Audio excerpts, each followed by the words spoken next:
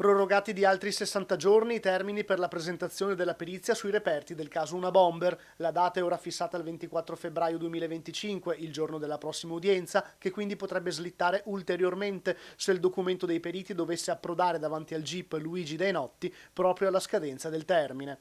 La proroga è stata chiesta dagli stessi esperti che lavorano sul caso, Giampiero Lago, ex comandante dei RIS di Parma, ed Elena Pilli, consulente in DNA mitocondriale che ha lavorato anche sul caso Iara Gambirasio. Il 14 ottobre scorso al Tribunale di Trieste era stata concessa l'ultima proroga di 3 mesi.